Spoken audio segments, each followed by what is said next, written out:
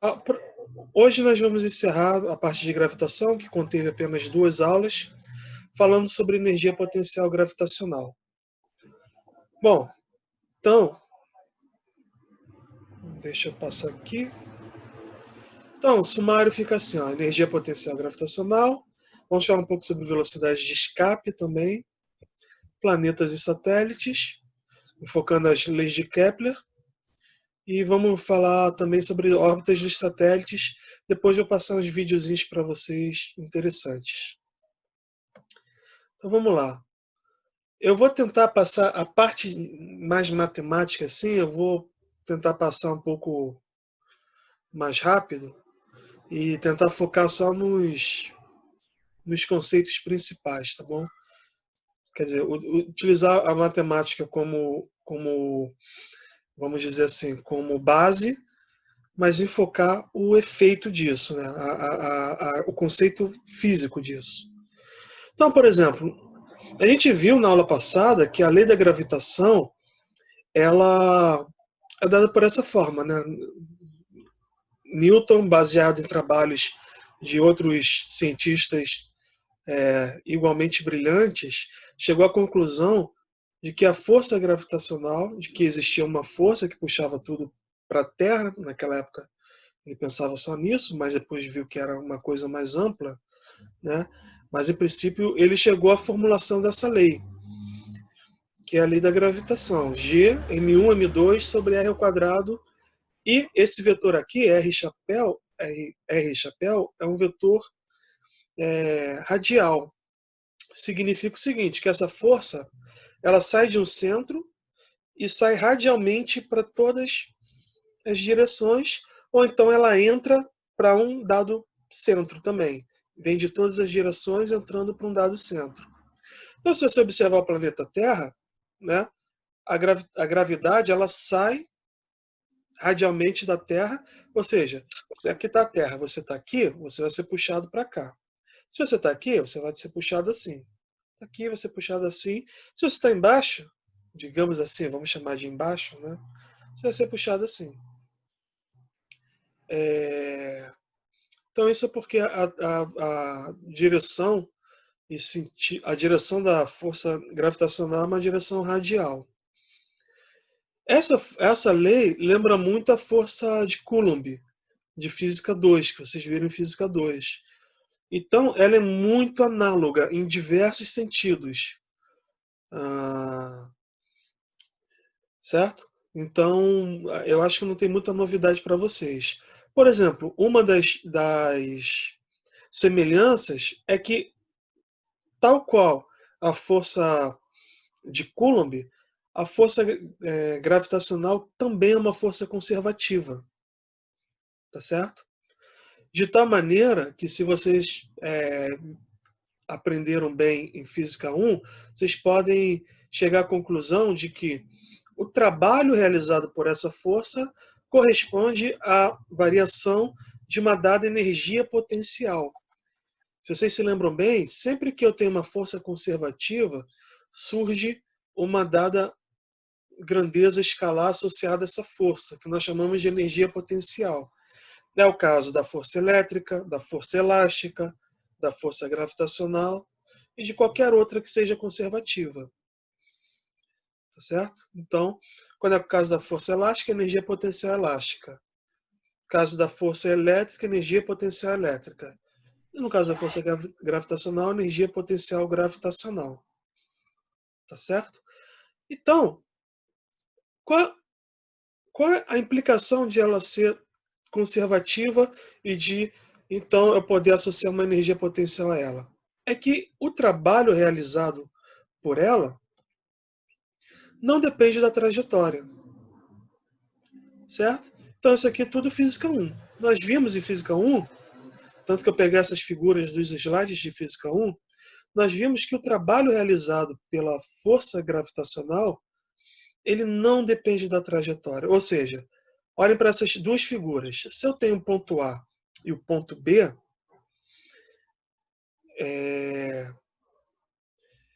desde que a distância entre o ponto A e o ponto B seja a mesma, o trabalho vai ser o mesmo. não importa que trajetória ele seguiu para sair de A e chegar até B. Ok? Isso deve estar claro para vocês. Aí eu dou um contra-exemplo para vocês, relembro um contra-exemplo para vocês. O caso da força de atrito. No caso da força de atrito, o trabalho realizado pela força de atrito depende da trajetória. Ou seja, se eu seguir essa trajetória, eu vou realizar um trabalho maior do que se eu seguir uma outra trajetória. E vice-versa, ou menor, dependendo da trajetória. Tá certo? Tá certo?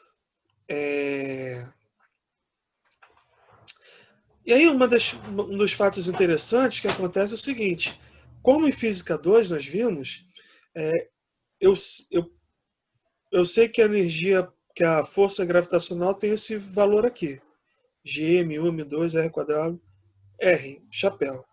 Então, se eu for calcular o trabalho, botando aqui, ó, o trabalho é calculado por essa integral aqui, né? Isso aqui é um trabalho. Agora, essa força aqui, então, dessa forma, significa que a parte vetorial dela está toda contida nesse Rzinho chapéu. E todo esse resto aqui é um escalar. De tal forma que, ao fazer esse produto escalar, eu só preciso fazer o produto escalar entre R chapéu e o dr, que é o caminhozinho, dr é esse caminhozinho que eu vou seguindo, ó, da minha trajetória. O que acontece é o seguinte, toda porção dessa trajetória que não esteja ao longo dessa reta, acompanhada por dr, toda outra componente, exatamente isso que nós demonstramos, que qualquer outra componente, por exemplo, na horizontal, ela vai ser perpendicular ao R, logo, o produto escalar dela vai ser zero. De tal forma que somente as componentes do caminho ao longo de R vão ser contabilizadas para o cálculo do trabalho. É basicamente o que isso quer dizer. Tá certo?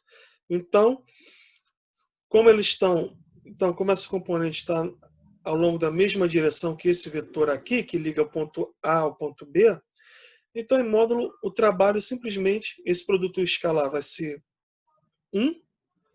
Então, R chapéu escalar dr vai ser R vezes dr vezes o cosseno dos dois. Como o cosseno dos dois é zero, então vai ser simplesmente o módulo disso. Vimos que o módulo do vetor R chapéu é 1 vezes o módulo disso. Qual é o módulo do vetor dr? Lembrando, o vetor dr seria isso tudo. Ao tomar o módulo aqui, eu só vou ter essa porção aqui, escalar. E aí eu realizo essa integral. Né? Quando eu realizo essa integral, eu vou ter essa né, integral de dr sobre r ao quadrado. Isso aqui é constante, constante, constante. Aí eu vou ter isso aqui, ó, menos g m1, m2 sobre r2, se eu integrar de r1 a r2, mais g m1, m2 sobre r1. Isso aqui é exatamente menos a variação de uma coisa, né? Ou seja, uma coisa que é medida em R2 e uma coisa que é medida em R1. Que variação é essa? Então, eu posso chamar essa variação, como eu disse para vocês no começo, de variação da energia potencial. Onde agora eu sei que é a energia potencial. Certo? Energia potencial é esse valor aqui, ó, G, M1, M2 sobre R. De uma forma genérica. Aqui eu estabeleci 2 pontos. Certo? Agora, ó, em particular, para o sistema Terra, em um objeto qualquer, aqui nossa famigerada maçã, para esse sistema, planeta Terra e uma maçã, eu posso atribuir, então, uma energia potencial inerente da Terra. Certo? Como é que eu faço isso? É só substituir esses pontos genéricos, R1 e R2, pelo infinito até uma distância R. Por quê? Qual a informação que isso vai me dar? Sair do infinito e chegar até R. Isso vai me dar o quanto de trabalho eu tenho que realizar para pegar um objeto lá do infinito e trazer até uma distância r do centro da Terra. Tá certo? Aí você, pô, mestre, mas o que isso significa? Significa o seguinte, vocês concordam comigo? Eu tenho a Terra, eu tenho objeto. Você está lá no infinito, um não tem nada a ver com o outro. Mas à medida que esse objeto se aproxima da Terra, pensa na seguinte analogia. Seria como se eu estivesse pegando um elástico que está normal, o elástico normal é o objeto no infinito, e eu esticando esse elástico. O que acontece quando eu estico esse elástico? Quando eu estico um elástico, vocês concordam comigo que eu aumento uma energia potencial dele? Como aquele exemplo do arco e flecha. Se eu tenho um arco totalmente reto, se eu soltar, a flecha vai cair no chão. Agora, se eu esticar o arco e soltar a flecha, ela vai embora, não vai? Significa que eu estiquei o elástico e, naquele sistema, eu armazenei uma energia. Essa energia de armazenamento é o que nós chamamos em Física 1 de energia potencial. Eu armazenei uma energia e depois soltei. Então, essa energia se transformou, saiu de energia potencial elástica. Quando eu solto, ela se transforma em energia cinética para a flecha. Aqui a analogia é a mesma. Se eu estou lá no infinito, eu não tenho energia potencial nenhuma. Agora, à medida que eu trago um objeto para próximo do campo gravitacional da Terra, esse sistema Terra mais objeto, nesse caso da figura uma maçã, esse sistema vai acumular uma energia, que depois pode ser transformada em outra coisa. E do que eu chamo essa energia? De energia potencial gravitacional. Agora aqui, então ela fica assim, ó, menos G, que é a constante gravitacional, massa da Terra vezes a massa do objeto, porque notem, a energia potencial ela é sempre definida entre duas coisas. Nesse caso, então, a primeira coisa é a Terra e a segunda coisa é a maçã, dividido por R. Se vocês notarem bem, essa energia é bem diferente daquela que nós definimos como energia potencial gravitacional em Física 1, que nós chamamos de MGH. Não sei se vocês se lembram disso. MGH. Aquela energia potencial é essa. É exatamente essa. Mas tem uma forma totalmente diferente? Sim, porque naquele caso nós consideramos objetos sempre próximos da superfície da Terra, de tal forma que a gravidade da Terra era considerada, naquele caso, constante. Então ali a força peso era constante, m vezes g. Aqui não. Aqui a força peso, digamos assim, ó, é g, m1 sobre m2 sobre r ao quadrado. É diferente. Por que disso? Porque agora a gente está ampliando a nossa escala. Nós estamos falando em escalas cosmológicas, né?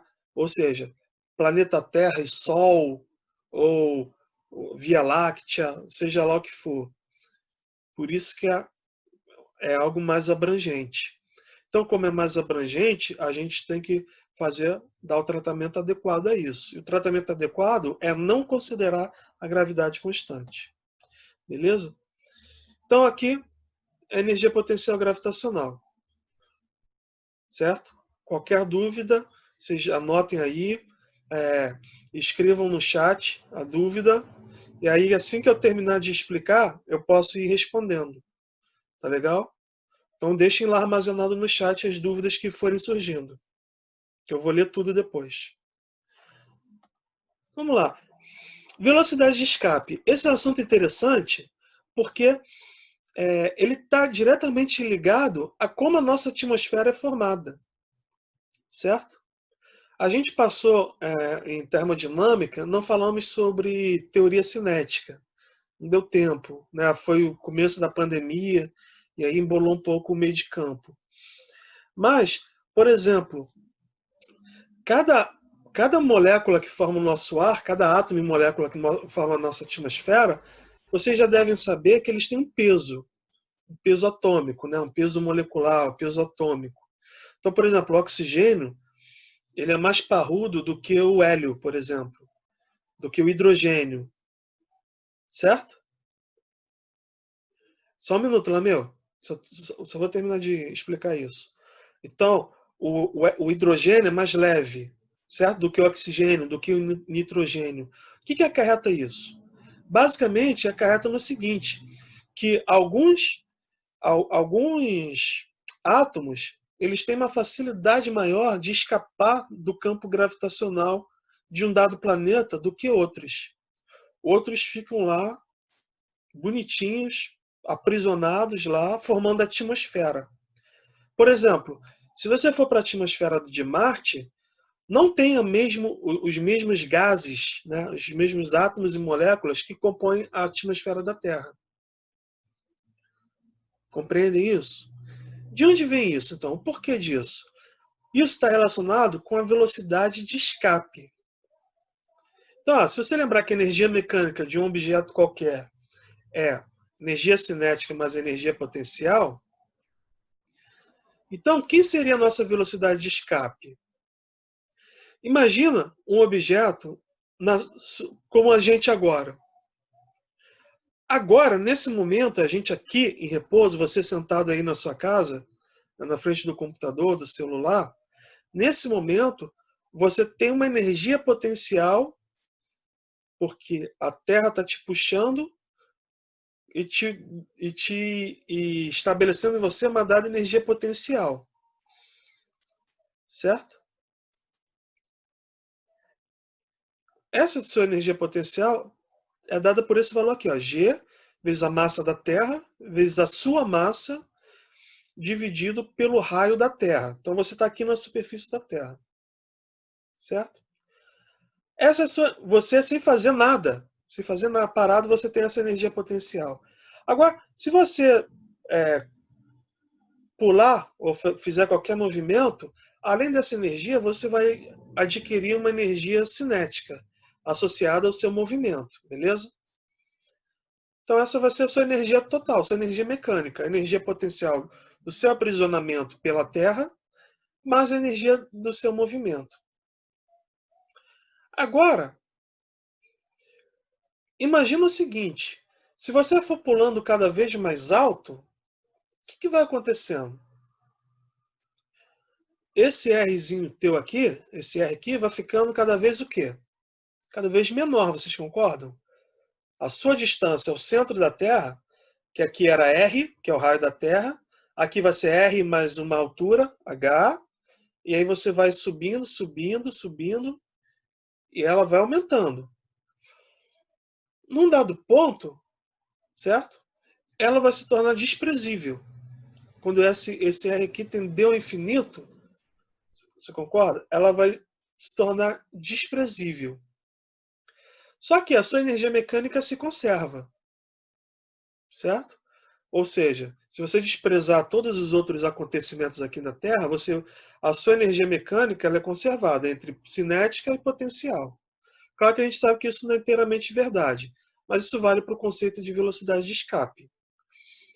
Acontece que se você tiver velocidade suficiente para escapar da energia potencial da Terra, então você vai ficar assim, ó, energia inicial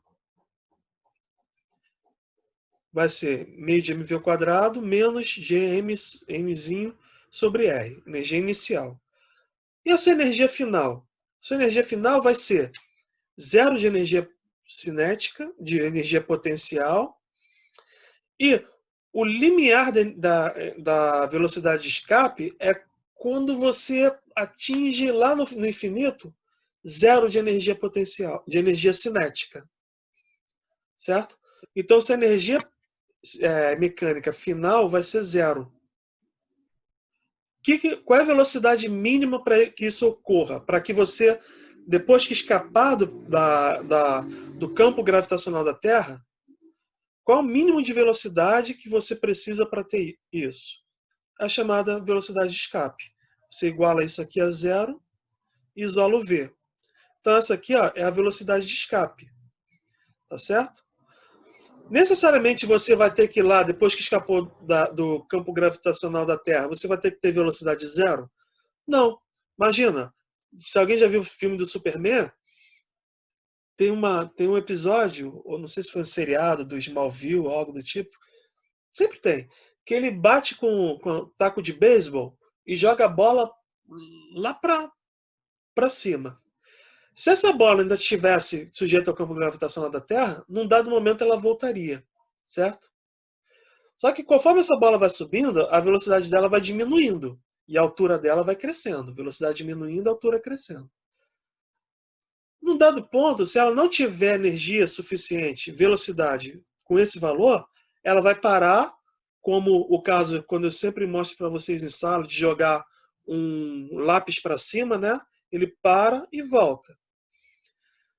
Só que a energia de escape é exatamente aquela para a qual, essa velocidade de escape, para a qual ele só vai parar depois que não tiver mais sendo atraído pelo campo gravitacional da Terra.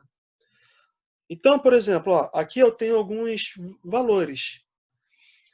Para o caso da Terra, aí vocês notam o seguinte, que essa velocidade de escape ela depende de uma constante, que é o g, vale para tudo, mas depende da massa do planeta e do raio do planeta. Vocês conseguem ver nessa equação? Então, por exemplo, para a Terra, essa velocidade de escape em quilômetros por segundo é 11,2. O que isso quer dizer? Se você tivesse um braço muito forte, como o meu, e jogasse um objeto para cima com essa velocidade, esse objeto escaparia da órbita da Terra, nunca mais voltaria. Tá certo? Agora, para cada planeta é um. Para a Lua, por exemplo, é menor, deve ser menor. Aqui, ó, 2,38. Por quê? A massa da Lua é menor e o seu raio também é menor. Por isso que muitos gases não existem na Lua. Por quê? Esses gases, em equilíbrio térmico, eles têm uma velocidade maior do que a velocidade de escape da Lua. Significa que eles têm energia suficiente para sair da atmosfera da Lua. Agora, no caso da atmosfera da Terra, esses mesmos gases teriam que ter uma velocidade muito maior do que essa da Lua, 11,2, certo? Então, por exemplo, a velocidade de escape do Sol, 618 quilômetros por segundo.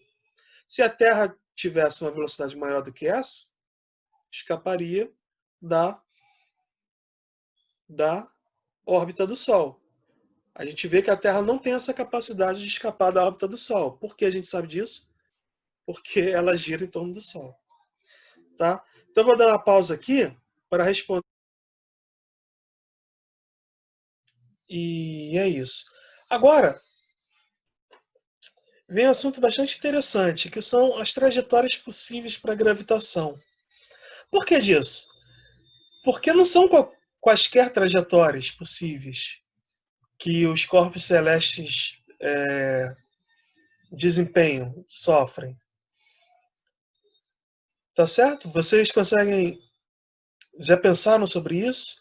Quer dizer, aqui, por exemplo, no nosso meio, no nosso cotidiano, um objeto particular pode ter qualquer trajetória, né? Você não necessariamente, digamos assim, você não necessariamente vincula ou restringe essas trajetórias. Elas podem ser quaisquer. Agora, lá no céu, lá no universo, né, no espaço sideral, tem uma condição muito peculiar, que é a condição do vácuo. Significa que os corpos estão sujeitos apenas às interações que lhes são permitidas desde a criação do universo. E que interações são essas? Que interação é essa? A interação que Newton descobriu. Tá certo? Com essa descoberta de Newton, da forma como os corpos interagem gravitacionalmente, G, M1, M2 sobre R ao quadrado, essa interação, ela simplesmente ela dita toda a mecânica celeste que ocorre nos céus.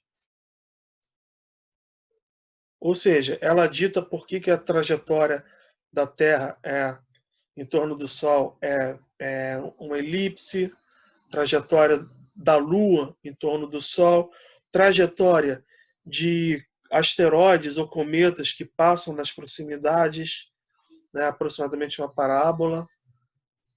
Tudo isso vem do fato da força gravitacional ser daquela forma, ou seja, do tipo 1 sobre r ao quadrado.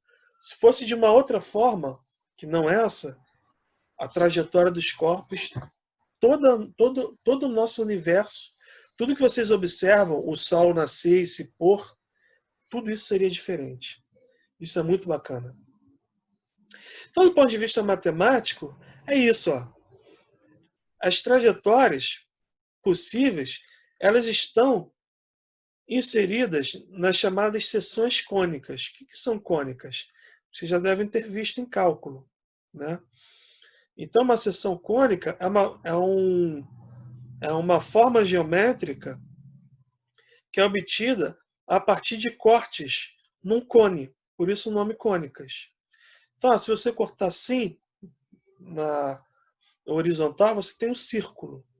Em qualquer posição aqui, se você cortar na horizontal, você tem um círculo.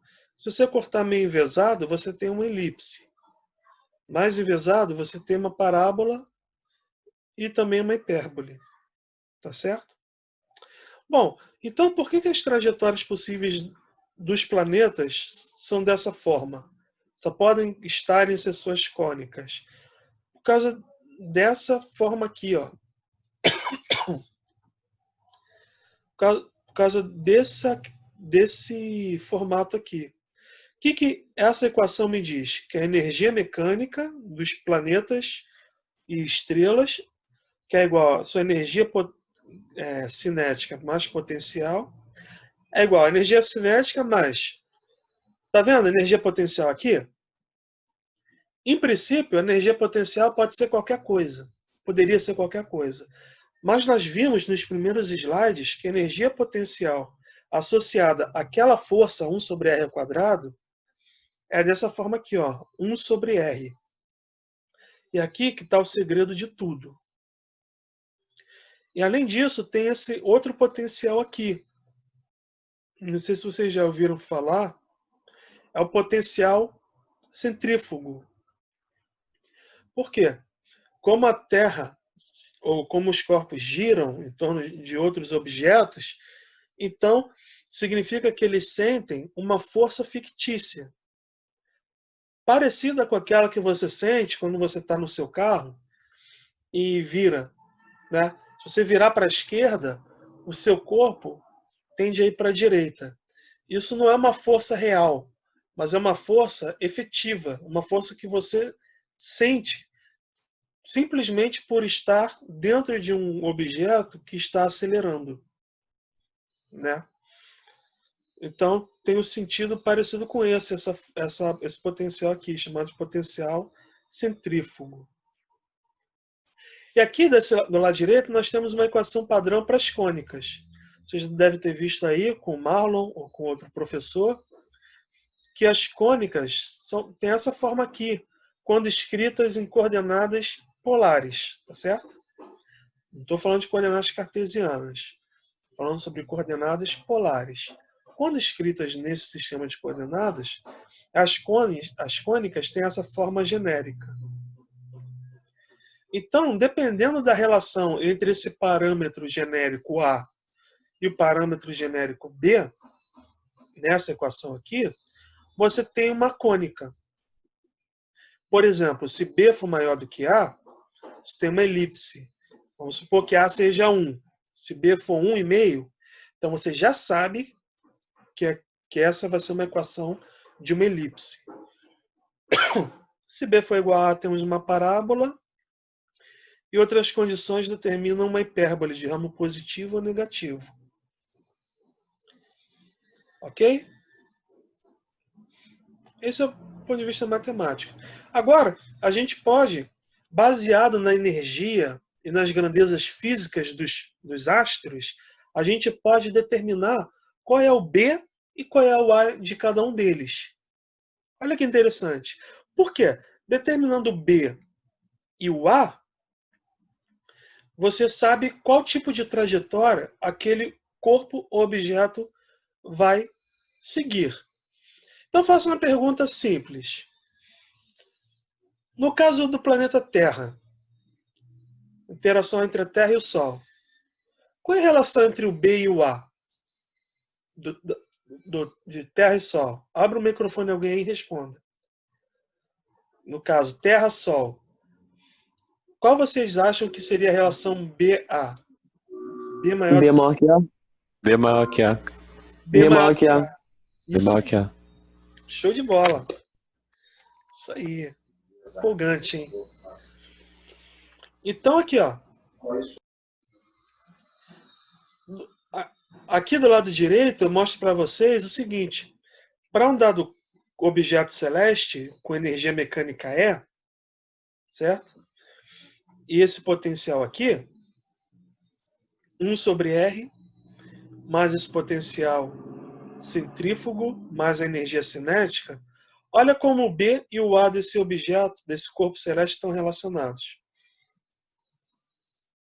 Então aqui, ó, B vai ser igual a massa do objeto vezes uma constante C. Essa constante C aqui, eu não disse qual era ela.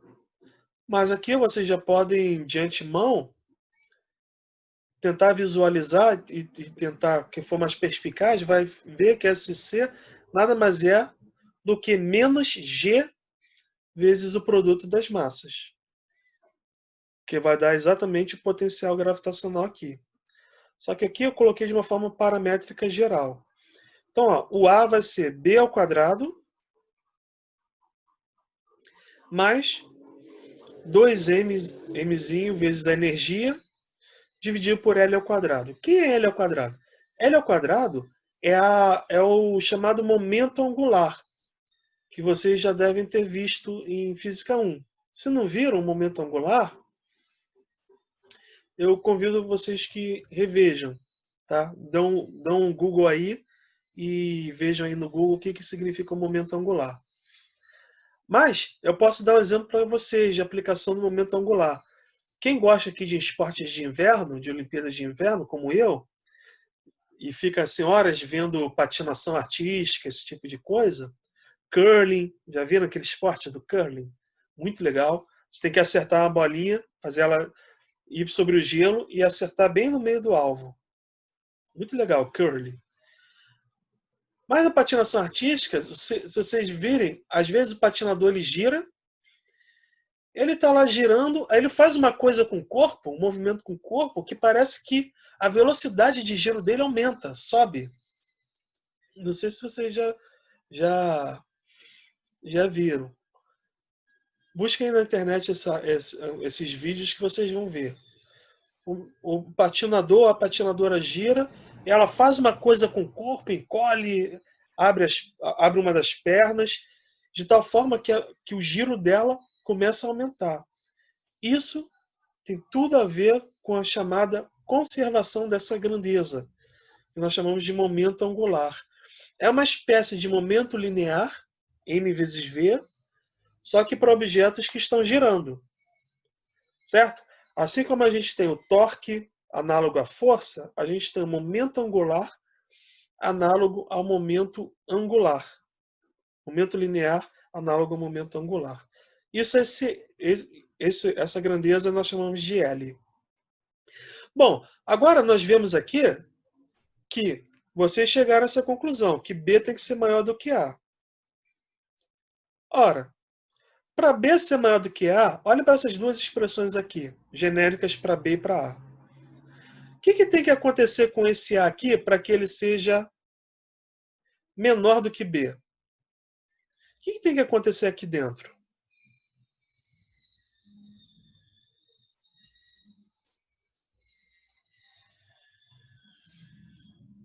Para que A, tá vendo?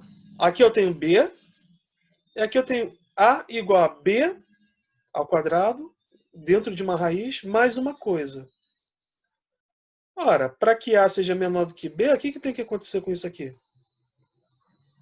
2ml ao quadrado tem que ser maior que B ao quadrado.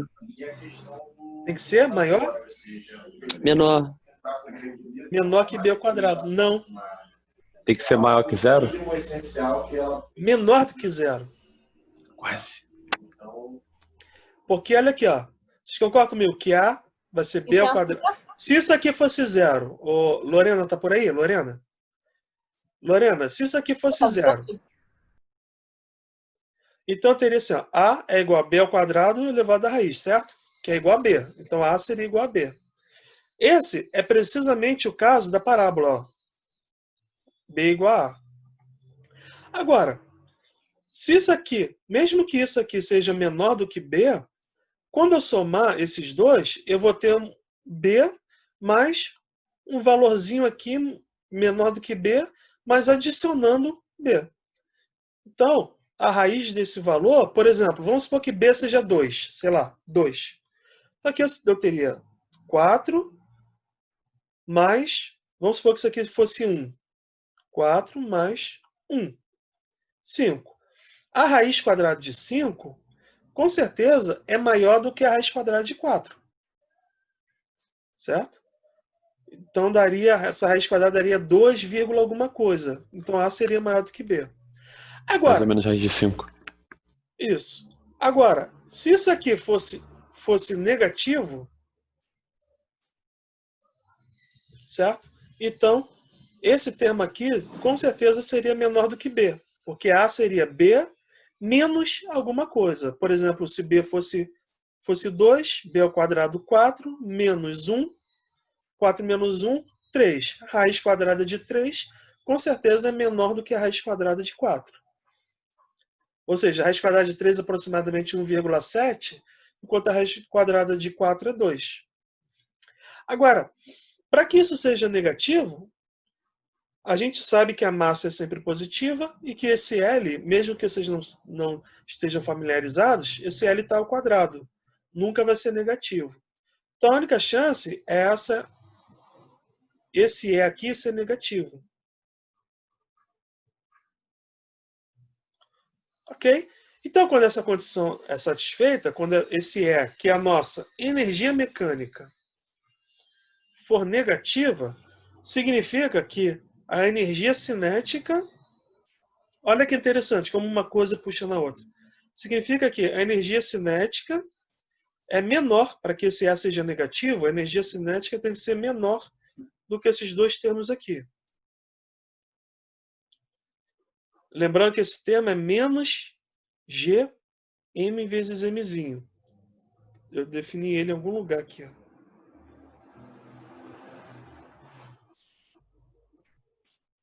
Ainda não defini. Mas esse K é sempre positivo. Para que E seja negativo, esse K tem que ser menor do que esses caras aqui. E esse cara aqui tem que ser negativo. Ok. Então, a energia mecânica negativa é precisamente o caso em que A é menor do que B, por conseguinte, A é menor do que B, por conseguinte, eu tenho uma trajetória elíptica, que é precisamente a trajetória da Terra. Ok? Bom, a excentricidade também, a gente pode encontrar a excentricidade dessa elipse.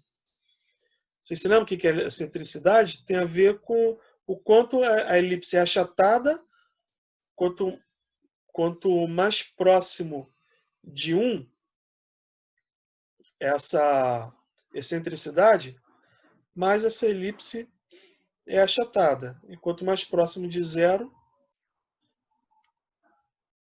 essa excentricidade, mais a elipse tem a forma de uma circunferência, mas ela se aproxima de uma circunferência. Tá certo? Tudo isso está em geometria analítica. Vocês podem ver. Então, essas aqui são condições gerais. Agora vamos falar sobre as leis de Kepler. São 3 leis. Elas dizem assim, ó, a primeira lei diz que é a lei das órbitas, diz o seguinte: todos os planetas se movem em órbitas elípticas, como o Sol em um dos focos. Isso nos dá uma informação interessante, que significa que todos os planetas têm aquele parâmetro B menor do que A. Ou, desculpa, A menor do que B. Todos os planetas. Em outras palavras, aquela energia E dos planetas, energia mecânica, é menor do que zero. É negativo.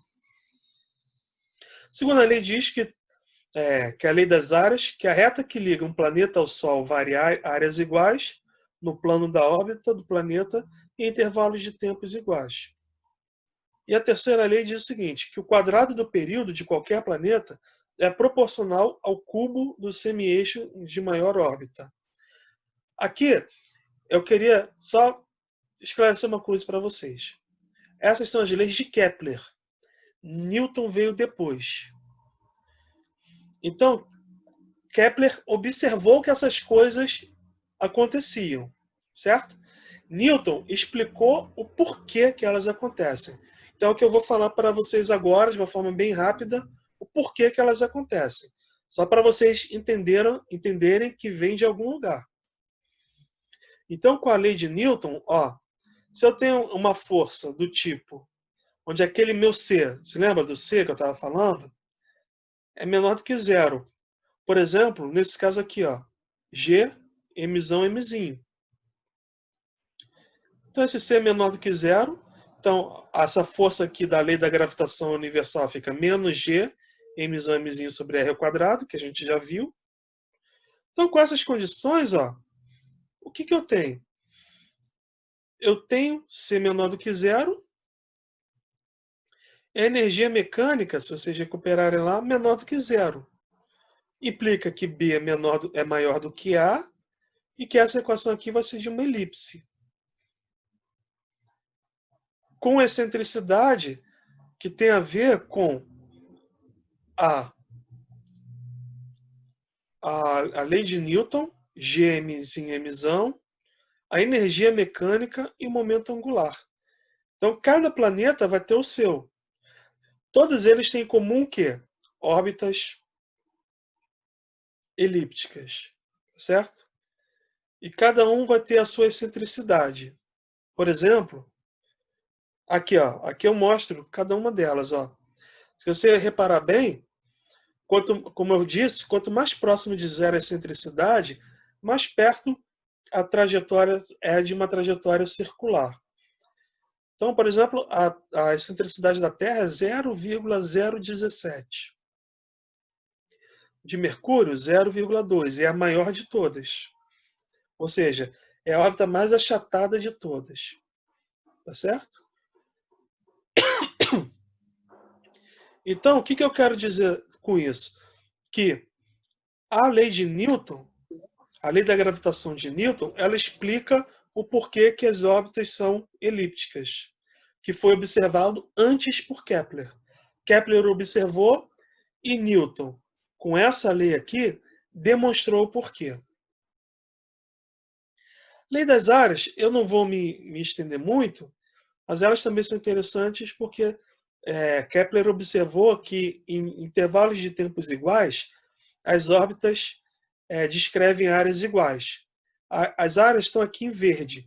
Então, se você notar, o que a segunda lei de Kepler diz é o seguinte: se eu estou mais próximo do Sol, eu vou ter que cobrir uma área que liga o planeta até o Sol, certo?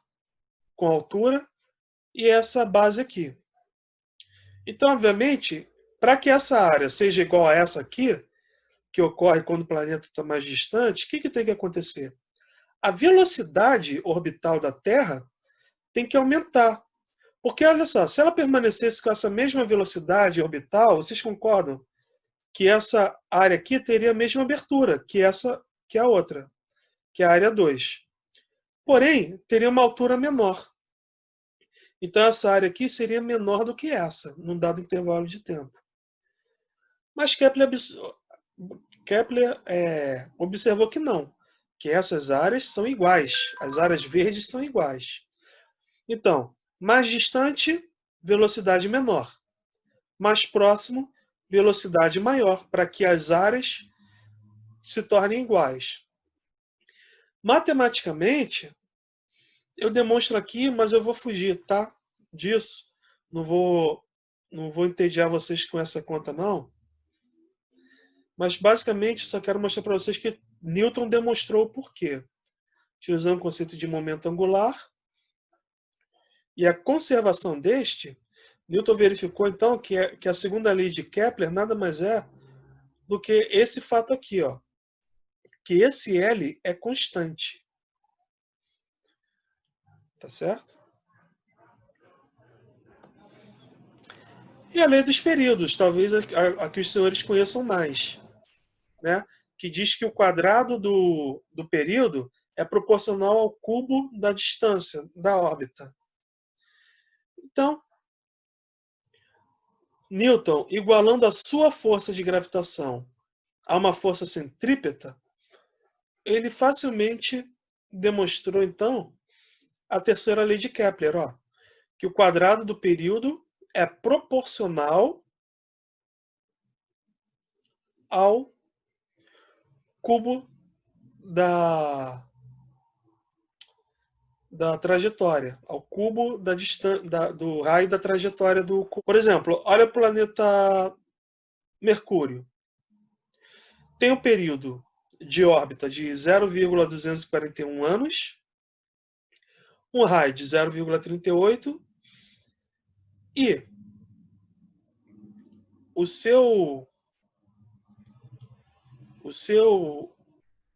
a razão entre o quadrado do período e o cubo da órbita, do raio da órbita, aproximadamente 1,06. Desculpa, pessoal, falei uma besteira aqui. Isso aqui é a massa do Sol. Então, isso aqui é constante para todo mundo. Isso aqui vale para todos os planetas do Sistema Solar.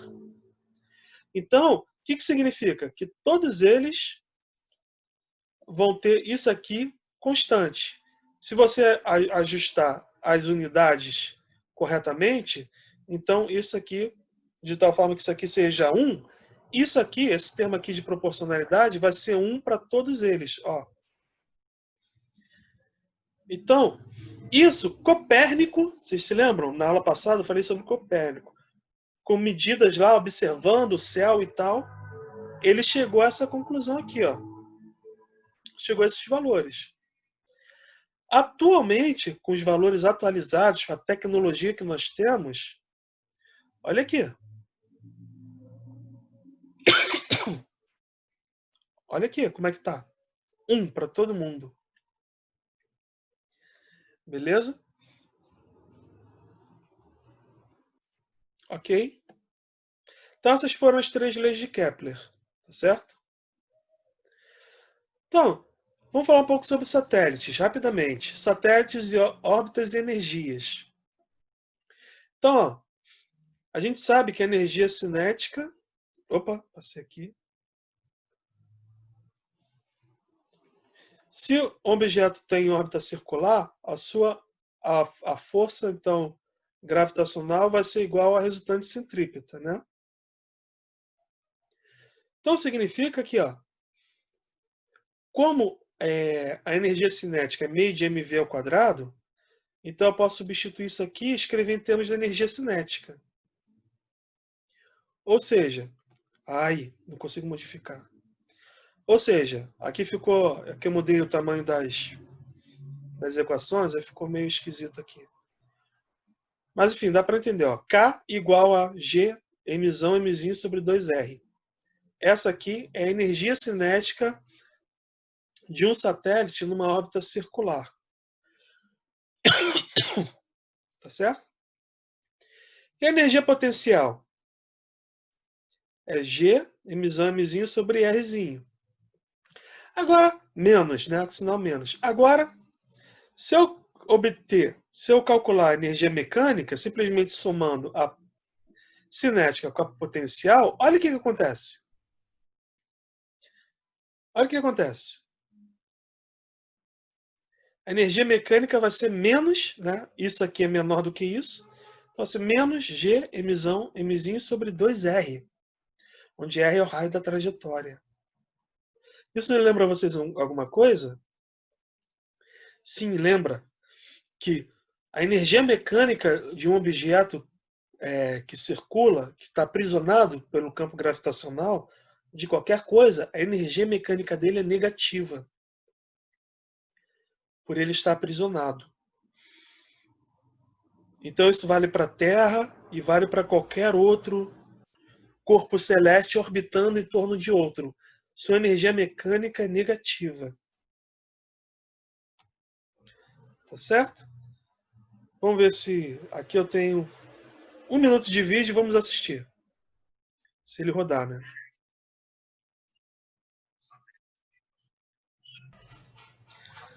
Bom, senhores, então, ao que parece, esses vídeos que eu mostrei, o som deles não foi captado, que deve ser uma fonte diferente, e não foi reconhecido. Vou colocar em anexo, junto com esse vídeo da aula, na plataforma Moodle, tá certo? Os links para todos os vídeos que eu disponibilizei também nos slides. Então esse foi o fim da nossa aula e até a próxima, pessoal. Um abraço. Tchau, tchau.